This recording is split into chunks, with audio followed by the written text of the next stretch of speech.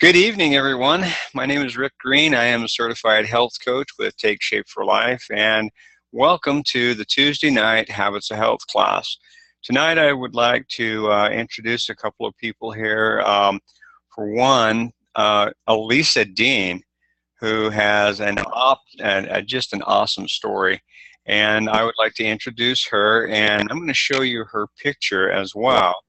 And she's got a little bit of a story to tell. So, Elisa, I would like for you to go ahead and tell us a little bit about what's going on with you. Well, when I was thinking about what the important pieces were to share of my journey is, I think one of them is just resiliency and how many things I've tried to try to get healthy and to really get to a healthy weight. You'll see that photo on the left was taken early this year. It was taken mid-February, and I was actually on day 3 on the program, and I was surrounded by food at a 5K, and I was eating a Revolution roll. And that picture on the right was taken just a couple weeks ago. And so on my little 5'4" frame, that's about 60 pounds. And so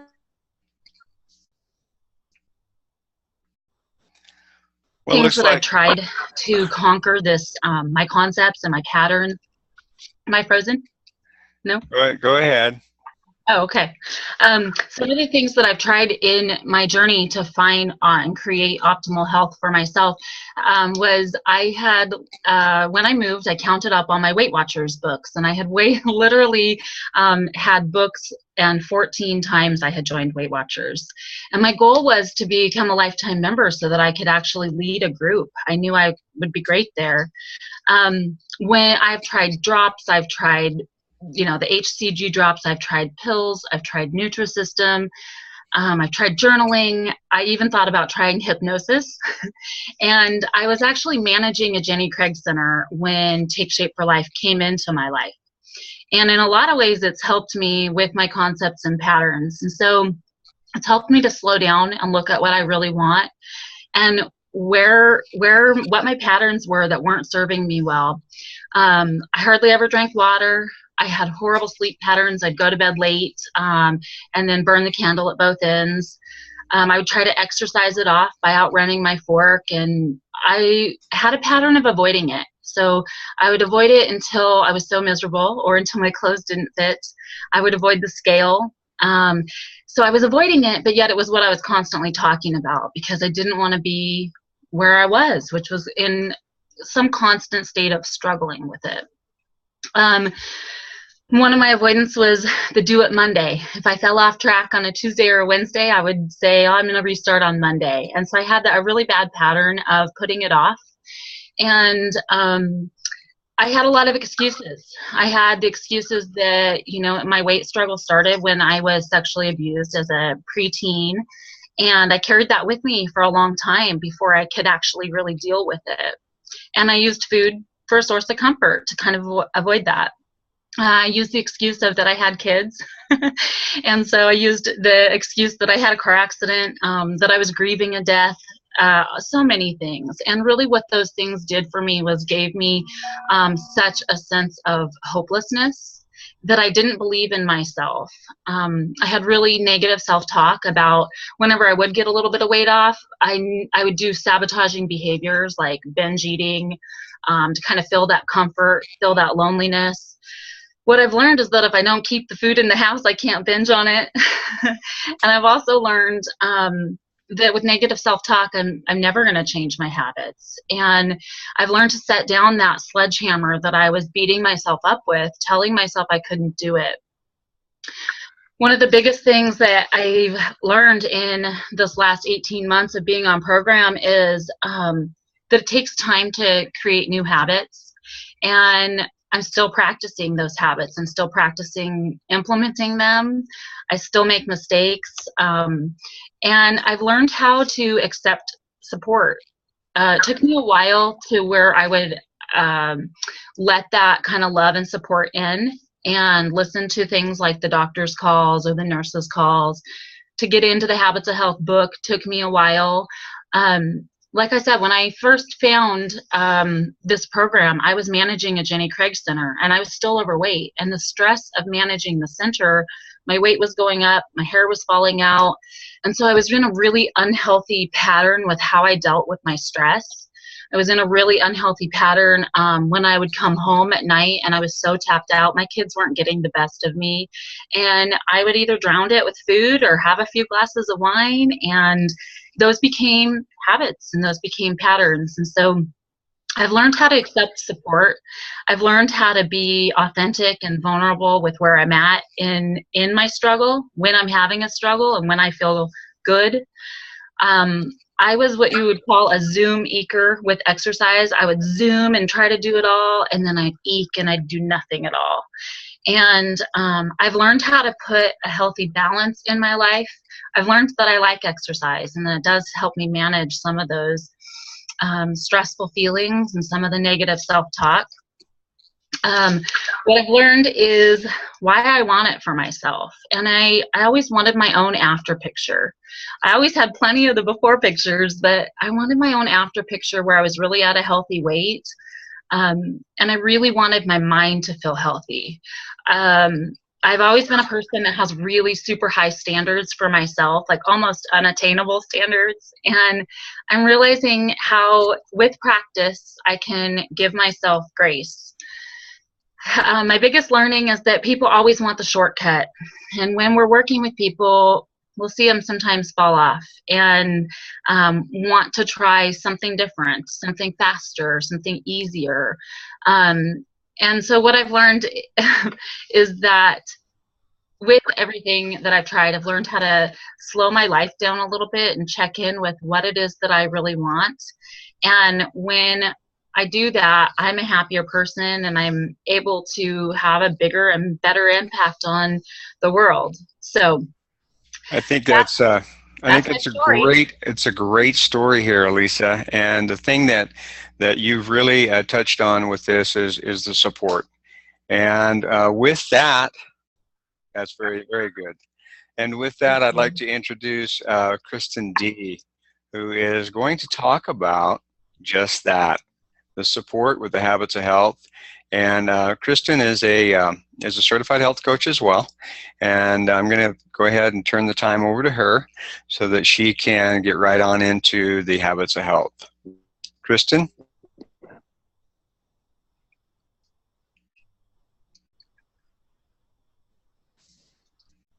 Looks like she might be frozen.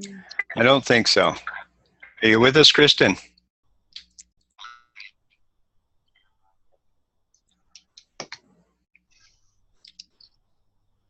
Great. Hear me? Yes, we can hear you. Go ahead. I'm still with you. Okay. I'm going to try to share the screen, but it's not coming up to allow me to share. It says I can't share. I'm not sure. Okay. You want to go ahead and share the screen? Yes, go ahead. And with that, I'll go ahead and bring up the Zoom page or the Habits of Health page.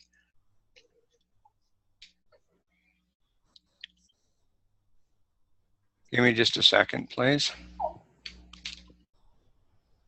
Alyssa, or I want to say Alyssa, it's Elisa. Elisa. Mm-hmm. That was a great story, and I think what's great about it is you touched upon a lot of the topics or concepts that we're going to really cover today. That's so important, especially where a lot of us have tried a lot of different things and have had some success, but the problem is that we lost that success. And we're going to talk about really the key element of helping us keep that together. So I hope that you and Rick will also, during my topic, kind of pipe in and give some feedback on anything that you see that maybe I haven't touched on enough, because it's all about people getting enough information and coming from different viewpoints. So if you'll help me out with that, that would be awesome. Oh, perfect, Rick. Okay. You see that so now? I'm going to have you go ahead. Yes, I can. So go ahead and click to the next one. So I just wanted to review what we did last week. And, last week we talked about, in week 7 and week 8 and week 9, we talked about habits of active living and the NEAT system, which is one of my favorite systems, because just even sitting here talking to people, I'm sitting on a resistor ball, and I'm actually have been in the fitness industry for over 25 years and thought that that was the way to control my weight and keep it at a healthy weight, but I learned that that was not as healthy as I thought, and I learned how to eat. But just sitting here, sitting on a resistor ball and sitting up tall is just something that I'm actually tapping into that NEAT system. So being able to tap into standing when we can, moving our bodies as much as possible, like strolling, taking the stairs, sitting tall, those types of things. And then going into working into the habits of motion. And I love what our program really starts out as, and especially I'm actually a personal trainer as well. And if you look at what personal trainers will do inside the gym is they throw people who are 50 pounds and over on a treadmill and get them speeding up the treadmill to a run or a jog. And we really don't want to do all that. We want to actually take this slowly. So even just starting with the walking program, just moving our body. I had one client that I love to share this story. She just wanted, her goal was just to be able to walk to her mailbox. She did live on quite a large piece of property, but just walking to her mailbox and back was really going to be one of her goals. And then, of course, healthy sleep. And Elisa even touched upon all those parts and components, that those are things that she really had to address, and we all have to address. I'm going to have you, what I would like to encourage you to do right now is, if you're on the, well, even if you're viewing this after the recorded part, I want you to get out a piece of paper and a pen. And I want you to just take a moment, and I want you to write down one thing that you did this last week that was different, that made a difference from what you learned from the class from last week. One thing that you did that made a difference, that you changed. Maybe it's actually paying attention and sitting up a little bit taller. Maybe it was actually going for a walk. Or maybe it was actually getting to bed a half hour earlier. I want you to write down one thing that really made an impact and a change.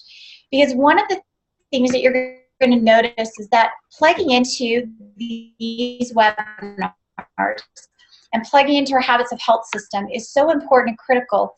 But like Elisa had mentioned, she had read every book. And a lot of us are really great knowledge of diets. But yet, when we actually apply it, that's the part that we haven't done. So I want to see, what did you apply last week? So I want you to take time, write that down. And I'm going to go ahead and have Rick go to the next page. So here's our resources. Hopefully you had a chance to write that down, because again, encouraging you not just to listen, but to actually call to action. So we use our Habits of Health system, Dr. Anderson's Habits of Health book, and Living a Longer, Healthier Life workbook. And there are also some other great resources that you can plug into at the habitsofhealth.net, and also using our TSFL supportinmotion.com. We're going to cover chapter 18 and also lesson number 14.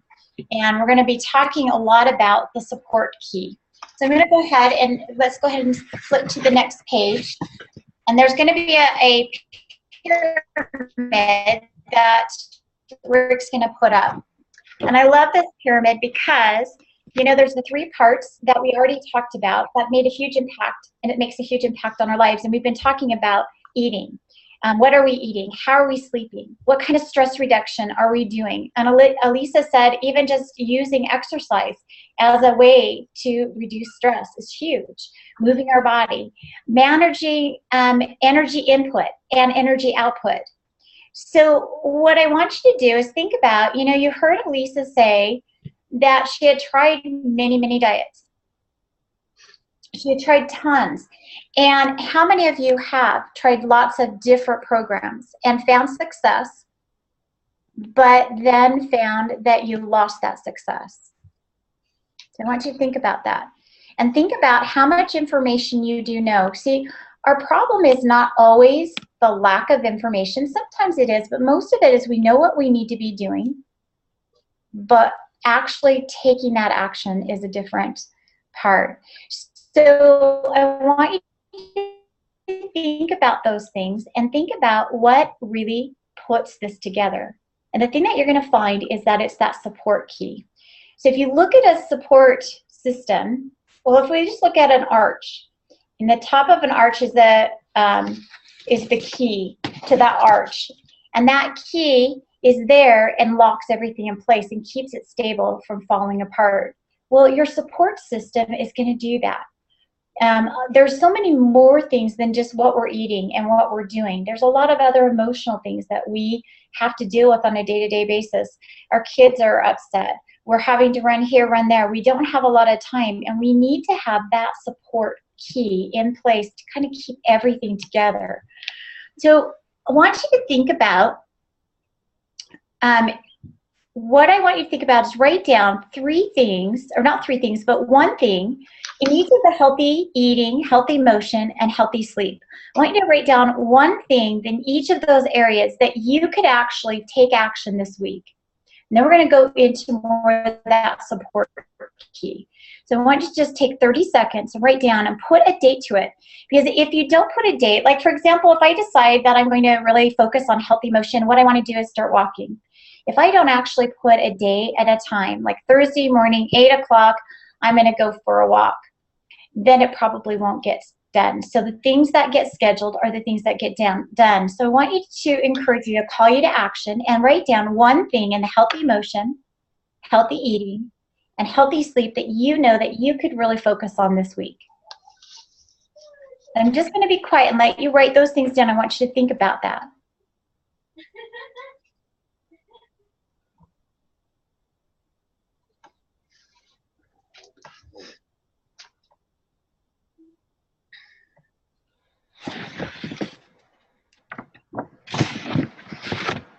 Perfect. So writing those down, now you've got somewhere that you're planning on going. And now the thing that's going to really be helpful is that support key. And what are the supports that we have? Well, you have your health coach. So when you wrote down the different aspects that you were going to focus on, I want you to share that with your health coach. You have your health coach, you have your family, you have your friends, you have your coworkers. In fact, in Dr. Anderson's book, I want to read you something on page 225. Listen to what he says about our social network. He said, researchers followed an interconnected network of over 12,000 subjects and determined conclusively that people who associate with overweight people become obese themselves, even if they're not geographically close.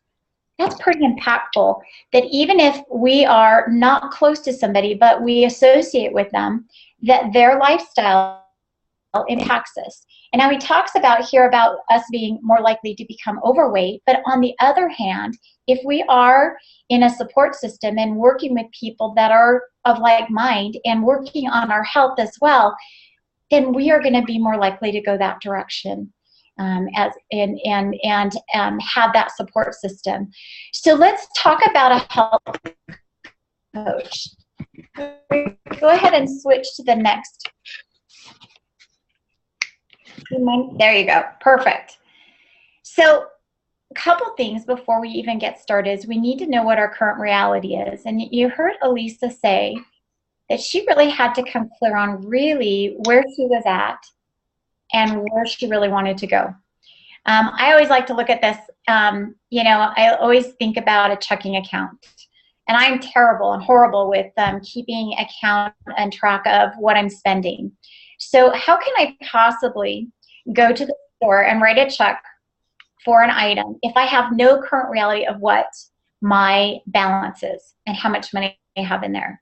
Same thing with our health. We need to really be honest and true with ourselves. Have you ever found yourself walking into the closet and you know that you haven't been eating right, and you know that probably a few items are not going to fit, but you're going to reach for those pants that are a little bit stretchier so that you don't have that current reality hitting you fast?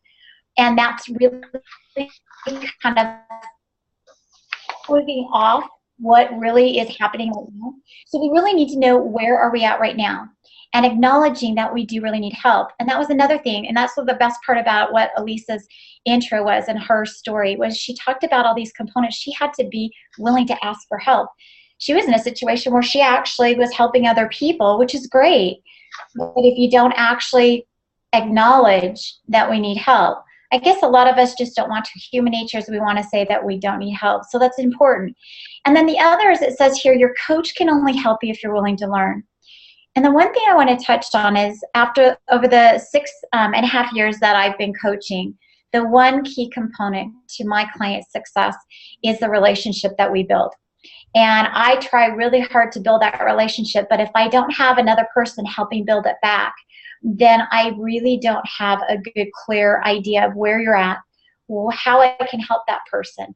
And so I would say to you that right now, if nothing else, I've encouraged you to call and contact your health coach and tell them the 3 things you wanted to focus on this week, from your healthy eating, your healthy emotion, bless you, but also really encourage you to build that relationship, because that is going to be the most important thing that you can do, because your health coach is there wanting to help you, help guide you, but unless they know where you're at and what some of the struggles you're going through, it's going to be very difficult for them to do that. And then you need to become a student. Now, we talked a little bit about knowledge, right? And we know a lot, but there are some things that we don't know. In fact, we're misinformed all the time. About 2 weeks ago, or actually it was 2 months ago, I was at the grocery store running through, and I know what healthy food is, and I was running through and I ran across my Cheerios problem. I was running past how they have down the aisles, they've got the stands of all the extra things that they're always trying to sell, and it was one on Cheerios, and it said, I even have the box, and I'm just going to show it to you, and it says protein. So I became a sucker for that, right? Have you ever found yourself at the store where you kind of suckered into thinking they told you it was healthy for you, they told you it was good for you, and that it was going to be the best thing for you to buy? Well, the interesting thing is it says all this 11 grams of protein, but of course the little part down here is you have to have milk with it, which is fine.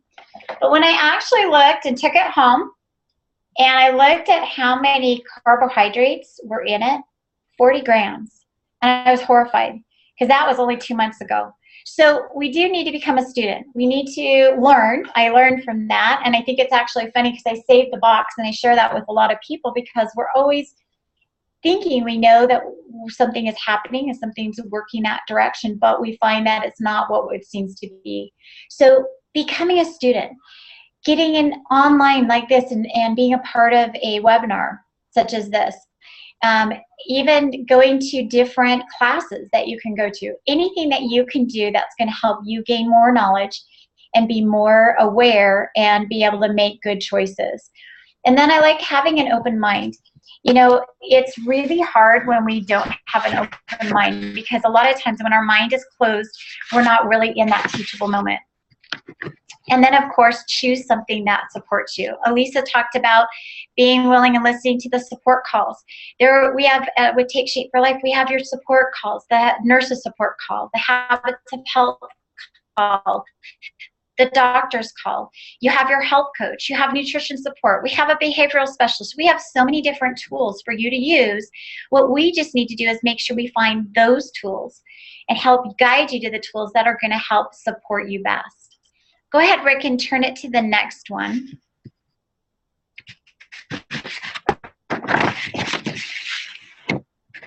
Awesome. So again, this is just going over some of the things, but I want to hit down below where it says studying, because there's lots of resources. We know that. Lots of books out there. But what is most important is the doing. And like Elisa, I had a really good friend who had probably an entire library of books on how to eat. And the interesting thing that I found, and this is what I think we do as human beings, is that we tend to want to pick and choose the little pieces and aspects from this book and this book and this book to fit kind of what our lifestyle is. And finding out, my friend, she never could ever get going in the right direction. Well, it's because she wasn't putting something together that was a complete process. And so really studying, but making sure that you are doing. And that's why I had you, wanted to have you call a few things to action to see what are you doing which is important to say, oh, look, this is what I'm doing. Because one of the things we do is we sometimes belittle the things that we're accomplishing. Can't tell you how many times I call clients or myself as something that I think I haven't done very much of. I'll say, you know, what are we celebrating? And my clients will say, oh, there's nothing. And then later I come to find out they lost 2 pounds.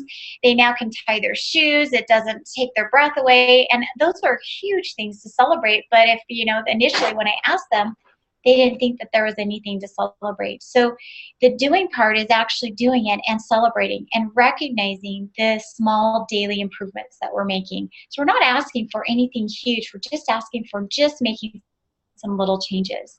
And then the last one here is modeling. Who do you know that is actively working toward being optimally healthy? They don't have to be on our program. It can be somebody that you know that's always been working on their health. Finding those people. In fact, in your study guide, the first question says, name 5 people that you know that are actually working towards optimal health. We want to surround ourselves with those people. We want to follow those people. And even if you don't have anybody, you know, there are very few people out there that are working sometimes around. I know I have a lot of clients that say that they don't have anybody to model. You have your health coach, and you've got the support system with Take Shape for Life. So model those people. Model the people that are on the support calls and listen to them, and then start building your own bio network of people. Because what we're trying to do is get you not only healthy, but to surround you in an environment of health. So not only you are healthy, but the people that you are around are healthy as well. So we'll go ahead and turn to the next one. You know, I think it's important that, you know, you can never get enough help. And so finding help in lots of different areas, you know, whether it's 2 people or whether you have a group of people, finding where your comfort zone is and really start there. Thinking about doing this on your own. And I know I tend to like to do things on my own because I like to have control of things. And as soon as I get 1 or 2 or more people involved in any activity, it creates a little bit more difficulty for me to feel control. But having and creating that synergy of people working together, I want you to think about this. If you were to say that you're going to start, maybe one of your goals was for the exercise component that I asked you to write down, was to actually get up early in the morning and go to the track and go for a walk. And your time frame that you had to do it because you had to go to work was at 5 a.m. So now I want you to think about in the morning when you are getting, your alarm clock goes off and it's time for you to wake up. And it's 4:45 and you're really tired and your bed is really warm and it's kind of cold outside. You can hear the wind blowing. I want you to think about how more likely would you be to go out and go for that walk if you were all on your own, or if you had your really best friend who lived a couple miles away and you had made an agreement that you guys were going to get up and meet at the track at 5 a.m. You probably more likely would get up and be there even though it was cold, even though you were tired, even though you really didn't want to be there, but you did not want to have your friends sitting there at that track by themselves. So that's why working together really makes a big difference and how it helps us formulate that support group. So think about family, friends. Who are the people that you know in your life that are going to be supportive of you? There are going to be those people that are not supportive. And, you know, we don't talk about saying don't, you know, to eliminate those friends and family members, but you may be a little bit more selective with what kind of time that you spend with them, or maybe helping them understand where you're coming from so that they can be more supportive. Because I don't know if you've ever found, I know a lot of my clients find that going to gatherings, family reunions, they feel embarrassed by making healthy choices. They feel embarrassed that they're not going to have that piece of cake. Or they'll even have some family members really sabotage them and try to force them into eating something that they really don't want to have. And so you can imagine if you're in an environment where everybody is choosing to be healthy versus an environment where everybody's just going ahead and enjoying anything that they want, that's going to be a totally different setup and support you or not support you. I also think about it as when you go to a lunch date. If you're sitting with a group of friends that have decided to be healthy and they're choosing salads or maybe some lean protein to eat with some healthy vegetables versus a group of friends that are having, the potato chips and they're having some hors d'oeuvres. They're picking the pizza and the French fries and all those other things. Which would you more likely eat healthy? And it's going to be that group probably that is actually choosing the same thing. So I want you to think about that in terms of who you have in your life that are really actually helping you. So I want you to, again, call to action. I want you to take a pen and I want you to take a piece of paper. And I want you to write down 3 people that you know that you have in your life that are very supportive of you.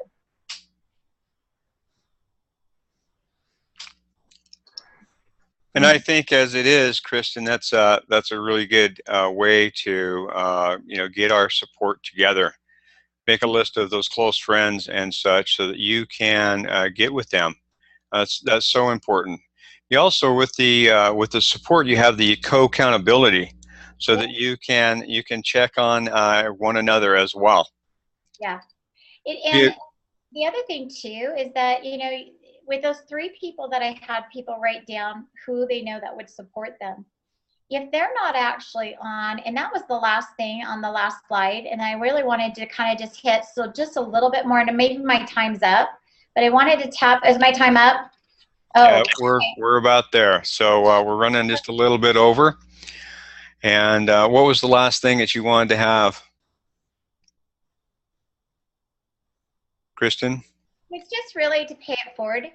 Yeah, it was to tell people to pay it forward. And the best part about this is that we know that as people who are being successful, we're only successful because we're helping share that with others. And I know in the Alcoholics Anonymous program, there are 12 steps. And the first step is really recognizing, which is exactly what we talked about earlier. But the last step, because you don't complete it, you're not completely finished until you actually help somebody else. And so I would say that whether you help those other people or you have your health coach help them, that's going to be the next step that helps you complete this whole process so that you actually have long-term success. Excellent. Yes, it is very important whether you surround yourself with the support, because whether you're eating healthy or not, or whether you're sleeping healthy or not, if you connect with that person, they're gonna be able to help you with that. In particular, your health coach and or family members. So this has been the Habits of Health class tonight. We worked on this is week 10. Next week, of course, week 11, we're going to be talking about dousing inflammation. And so, being mindful of everybody's time, I want to thank you, Kristen and Lisa. Appreciate your participation here tonight, and hopefully we don't have anybody getting too upset at us that we've gone over a couple of minutes. So with this, I'd like to bid everyone good night, and hopefully we'll see you again next week. Thank you all. Good night. Night.